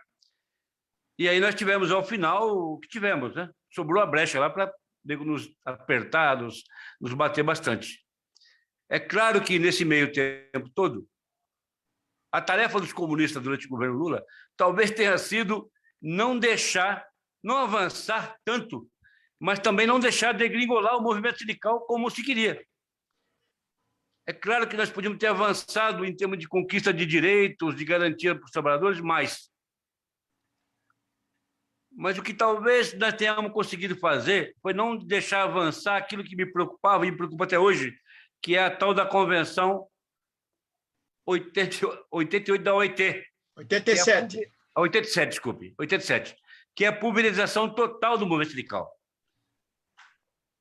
Hoje em dia, fala-se menos nisso, porque já tiraram o financiamento do movimento sindical, mas a minha preocupação, numa volta do governo Lula, é que nós vamos ter que levantar nossas bandeiras de novo para evitar a convenção da OIT 87, porque já estamos com o movimento sindical altamente pulverizado. Já tem terceirização de todo jeito, tem quebra de bases sindicais, etc, etc. Mas eu acho que essa vai ser a grande dificuldade nossa. Nós não conseguimos garantir tudo lá atrás para erradicar de vez essa medida. Eu acho que ela pode voltar no futuro a nos assombrar com a pulverização total do movimento sindical. Os patrões tentam isso o tempo todo. Agora com as negociações de contrato coletivo, os acordos individuais, mas esse é um fantasma que nos assusta. Mas, de qualquer modo, não dá para imputar só para os petistas os problemas do governo popular. Nós compartilhamos também, parte dessa dívida é nossa. Só isso, eu queria registrar para não ficar parecendo que nós passamos imunes, ou que nós não atuamos, ou não fizemos nada naquela época. Valeu? Agradeço, obrigado. Muito bem, Joaquim. É isso aí. Batista, então tem aí a pergunta do companheiro Cícero, e aí a gente encerra aí você faz aí a resposta dessa última pergunta, e aí faz as tuas considerações finais aí para a gente encerrar o trabalho de hoje, ok?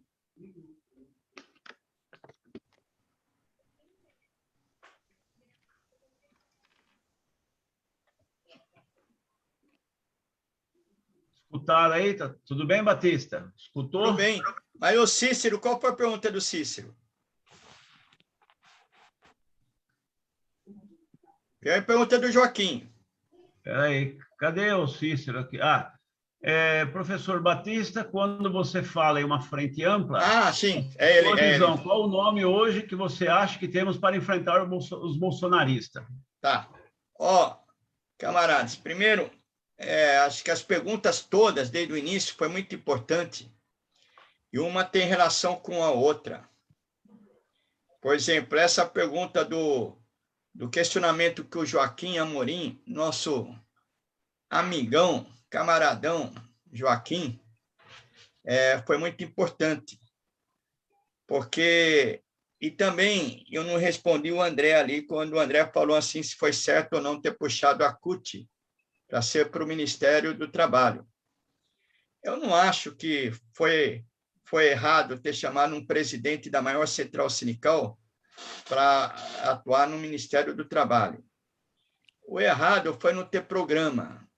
O errado foi a CUT perder autonomia diante do governo, PT. A CUT virou um braço sindical do PT. Por isso nós formamos a CTB.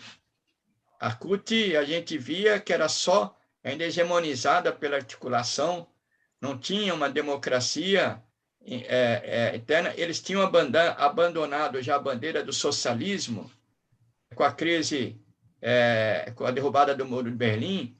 Ali a CUT tinha até no seu programa a luta pelo socialismo. Eles abandonaram.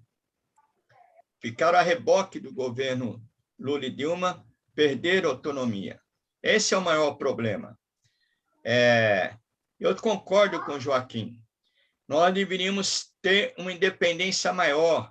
Isso está ligado também com o que o Wallace colocou. Por isso que eu falei, em todas as frentes, qualquer unidade, nós nunca podemos perder a nossa fisionomia própria. Às vezes, uma frente que a gente faz, a gente se descaracteriza. É uma tática errada, mais ao centro, à direita, a gente descaracteriza. A militância que tem opinião não entende a nossa tática. Então, isso, no mínimo, a gente, quando faz uma tática dessa, a gente tem que construir as narrativas. Por que nós estamos fazendo essa tática? É a mesma coisa em relação agora do dia 12. Deveria ter construído melhor um material de comunicação para o setor mais de opinião. Por que nós estamos indo lá na mobilização do MBL? Marcelo, nós vimos que era importante mandar uma representação, porque o ato do MBL não foi convocado de forma unitária. Nós não participamos da convocação. Então, a gente achou que tinha que mandar uma representação lá. Aqui no Rio, nós levamos uma bandeira do partido. Aqui, nós levamos, mas isso foi negociado com o MBL antes. Aí parece que em São Paulo não teve essa abertura para levar a bandeira do partido. Mas eu acho que toda frente que a gente faz, a gente sempre tem que lutar para manter a nossa fisionomia própria. E no governo Lula e Dilma, eu também acho que a gente tem que fazer as nossas autocríticas, a gente tinha que ser mais duro na crítica construtiva, porque nós estamos no governo. A gente fez até contra o superávit primário, o controle de câmbio, o tripé e dos juros. O tripé, a gente fazia essa crítica, fomos para a rua contra a política econômica, mas é isso. Então, respondendo o companheiro da CUT, no governo Lula, eles chamaram o Meirelles, um banqueiro, né? Para ser o ministro da Economia. Depois veio o Palocci. Teve muita subestimação. Então, não tem essa. A gente tem que fazer a unidade de acordo com que a correlação de forças. Nós não podemos para uma batalha de peito aberto. Até mesmo alguns camaradas, Marcelo, nosso dirigente, achou que a gente foi muito de peito aberto na mobilização do MBL. O MBL, até ontem, a MBL ameaçou, por exemplo, a nossa camarada, a morte, a Manuela Dávila. Foi o MBL que fez essas ameaças. Então, no mínimo, a gente tinha que construir uma narrativa para soltar, vamos para lá, porque é importante trazer esse pessoal para o fora Bolsonaro, como o Marcelão colocou aí, de forma muito bem, não preciso aprofundar mais. Mas a gente tem que estar sempre preocupado em construir as nossas opiniões, porque hoje as redes sociais é muito rápida, chega para a militância, tudo isso, a gente tem que ter uma narrativa nossa, colocando a justeza, que é uma aliança pontual, que o inimigo principal é o Bolsonaro, nós não podemos subestimar e nós temos que derrotá-lo e conquistar o impeachment. Aqui o companheiro que levantou, qual é o nome para derrotar o bolsonarismo?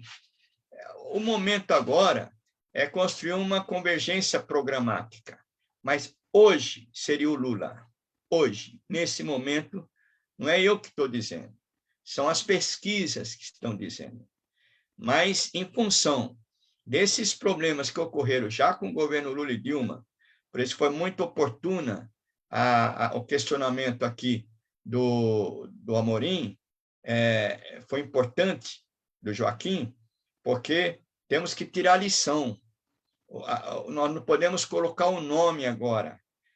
Tem aí o Ciro, candidato, está com um projeto nacional interessante, eu li o livro do Ciro, projeto nacional. Tem outros mais ligados que estão procurando uma terceira via, que é o Dória, essa turma aí não tem jeito, terceira via, não vão defender os interesses do povo. Pode ser importante nesse momento para garantir as eleições em 2022, porque eles estando candidato, então eles vão defender a eleição em 2022, não é? Mas a gente tem que apressar o impeachment. E nesse projeto nós temos que construir a frente para derrotar o bolsonarismo em torno de um programa de salvação nacional, em defesa da democracia, da soberania nacional e da valorização do trabalho, do direito dos trabalhadores e das trabalhadoras. É em torno desses 3 eixos, e também da sustentabilidade ambiental, e aí vai questão da saúde, todo esse tipo de coisa que a gente precisa trabalhar. Então, essa é uma questão importantíssima para nós. Isso que a gente tem que colocar no centro. Nós estamos conversando com Lula, estamos conversando com os candidatos todos aí, mas, sobretudo, com esses candidatos do nosso campo, para buscar uma saída para derrotar o bolsonarismo. Aí não é só o Bolsonaro, é derrotar toda essa linha neofascista que ganhou setores do povo brasileiro, das massas, sobretudo mais pobres, e também tem um setor aí da elite mesmo que está com Bolsonaro. Então, vamos construir um programa comum para derrotar o Bolsonaro. Mas, no momento agora, é lutar pelo impeachment, para derrotá-lo. Quem sabe, em 2022, nós estamos firme e forte.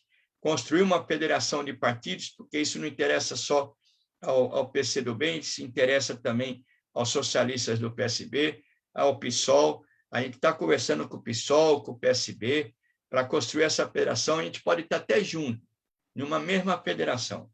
Por isso que também eu vejo muitos ataques também ao PT, por parte da esquerda. É errado. Não cabe antipetismo no nosso meio. O PT contribuiu muito, é o maior partido da esquerda, é o maior partido. A gente tem que combater no PT o hegemonismo, o exclusivismo, e ganhá-lo para uma posição mais avançada em defesa do Brasil, em defesa da soberania nacional, em defesa do trabalho. Isso é importante. Nós não estamos no momento de a gente desprezar forças nenhuma. Pelo contrário, nós temos que unir forças. Então, Marcelão, eu deixo um grande abraço a vocês aí. Para mim foi uma satisfação muito grande estar com os metalúrgicos. Eu me senti em casa. Acho que isso é muito bom para nós. E pode contar comigo aí para o que deve Eu estou aí ligado aí à associação lá dos vitimados da Vox. Muitos sindicatos aqui até ajudaram a fazer um livro. Viu, Wallace? O companheiro foi lá para o Pará. Eu estou cobrando ele, porque ele teve problema de Covid. Então, deu uma parada, mas o livro vai sair com essas experiências nossas aí, que já tem uma contribuição de alguns sindicatos para editar o livro. Nós vamos fazer também um livro sobre o episódio da Vox. Já tem um jornalista que estava pedindo o apoio do André, já falei com o André, o Joãozinho e o Aldo Meira, que está pilotando isso. O Aldo Meira é lá de Santo André, o Marcelo conhece, o metalúrgico da TRW. Até vai ter eleição lá, viu? Lá em Santo André. O Aldo Meira que está pilotando. Para a gente, vamos ver se a CTB ou a Fitmetal edita esse livro. É um livreto sobre esse pessoal que não era da CUT, que atuaram dentro da Vox. Ali tem companheiros importantes que foram presos em 70, que era ligado ao Partido Comunista do Brasil, eu não sabia. O José Miguel trabalhou com o Pedro Pomar. Tem o Joãozinho, que foi da P, tem um tio do Marcelo, que foi da P, que não está mais entre nós. Aí eu construí, aí vem a minha geração, eu, Carrapicho, o Claudeci. Então, nós vamos fazer entrevistas, comentários com todo esse pessoal, para sair uma memória dos comunistas dentro da Volkswagen. Então, era isso aí. Agradeço muito vocês e vamos à luta. Beleza, Batista? Como de praxe, vou tomar um gole de uma cachaçinha amarelinha. Você nem falou, Marcelo. Eu ia buscar uma. Entendeu? Tá aqui, ó. Fiz primeiro, eu faço para você também, velho. Ó. É a Providência, Olha, mas é mineira. Ó, o Alisson, vai falar alguma coisa, Alisson? Aí. Bom, eu já falei demais, minha gente. Ô, Batista, agradeço aí a excelente aula que você nos brindou aí no dia de hoje. É bastante elucidativa. Eu acho que a gente vive um momento muito ímpar no nosso país e ter essa oportunidade sem dúvida, muito importante para o nosso desenvolvimento aqui, junto às nossas bases, os nossos sindicatos. Te agradeço aí imensamente pela sua compreensão e sua colaboração. E o Toledo tá ficando assim muito malandro, né? Porque assim, ele aproveita as aulas para poder tomar um negocinho, né? Cara. Não, final da aula, né, velho? Tá Final da mudando, aula, hein, né? Toledo? Você tá mudando, hein? Tá ficando, olha... Então, mudando não, sempre tomei cachaça, velho. Vocês estão todos convidados a vir tomar cachaça aqui, velho. A hora que puder, que a pandemia... Beleza, Batista? Depois da Forte conferência abraço. eu vou aí. Depois da conferência eu vou ficar uns 10 dias aí em São Paulo. Tá bom, vamos combinar. Antes do congresso, para a gente confabular um pouco. Ó. Tá certo, velho. Abraço, camaradas. Valeu. Boa noite. Um abraço, minha gente. Até a Até mais. próxima. Boa noite a todos. Joaquim.